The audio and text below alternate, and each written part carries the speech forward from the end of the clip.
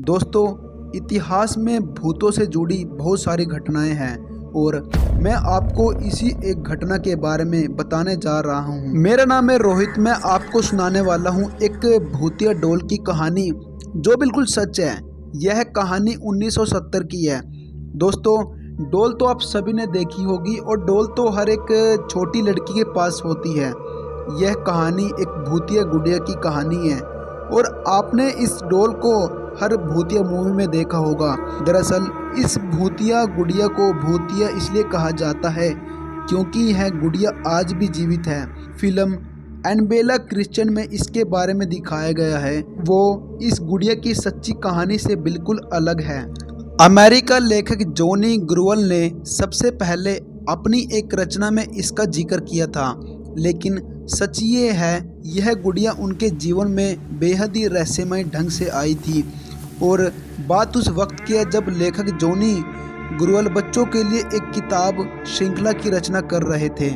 उन्हें raise D अन्ना series नामक एक किताब के साथ एनाबेला डॉल को मार्केट में लॉन्च किया था। उनकी यह किताब लोगों के लिए बेहद रोचक का विषय बनी थी। डॉल के पीछे छुपी अनोखी कहानी ने लोगों को इसे जानने के लिए मजबूर कर दिया। बात उस वक्त की है जब जॉनी ग्रुअल को अपने घर के बैकयार्ड में यह डॉल मिली थी।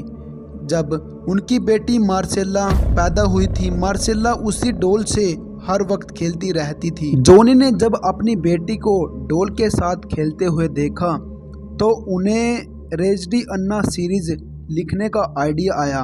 पर दुख की बात यह थी कि 13 साल की उम्र में उनकी बेटी की मौत हो गई। उनकी मौत का कारण संक्रमित टीका बताया गया है। मार्सेला की मौत के बाद जब एच डी अन्ना स्टोरीज को मार्केट में लाया गया तब उस डॉल का मॉडल भी बुक के कवर पेज पर छापा गया। ये मार्सेला को श्रद्धांजलि देने के कारण ही लॉन्च किया गया था। पर हैरानी की बात ये थी कि मार्सेला की मौत के बाद असली एनाबेला डॉल जिससे मार्सेला खेला करती थी वो अचानक घर से कहीं गायब हो गई। जिस रहस्यमय ढंग से ये डॉल उस घर में आई थी ठीक वैसे ही वहाँ से लापता हो गई। किसी को नहीं पता था कि यह गुड़िया कहाँ गई। मार्सेला के पिता ने डॉल के बारे में बहुत पता किया लेकिन उसे डॉल कहीं पर नहीं मिली। और एक दिन वो असली डॉल एक एंटीक शॉप में मिला। ये बात है साल 1970 की है। एक नर्सिंग स्टूडेंट जिसका नाम था डोना, उसकी मां ने डोना को ये डॉल गिफ्ट की थी। लेकिन डोना ने डॉल को पाने के बाद से ही उसमें कुछ अजीब चीज़ें नोटिस की। डोना ने देखा कि डॉल अपने आप ही पोजीशन चेंज कर रही थी। डोना कभी कभी डॉल को एक रूम में रखकर कहीं बाहर जाती थी तो वापस लौटने पर वह डॉल उसे वहाँ नहीं मिलती थी। तलाशने पर उसे वो गुड़िया घर के किसी दूसरे कोने में मिलती थी। एक दिन डोना ने कमरे में लौटने के बाद देखा कि डॉल के हाथ और पीठ पर खून के धब्बे लगे हुए हैं। वो ये नज़ारा देखकर बहुत ही डर गई। डोना को समझ आ गया था कि उसके साथ कुछ बुरा हो रहा है। इसके बाद डोना ने फौरन पैरानॉर्मल एक्टिविटी एक्सपर्ट एड और लोरेन को बुलाया। एड और लोरेन ने जब पाया कि यह डॉल भूतिया है तब डोना और भी ज़्यादा डर गई।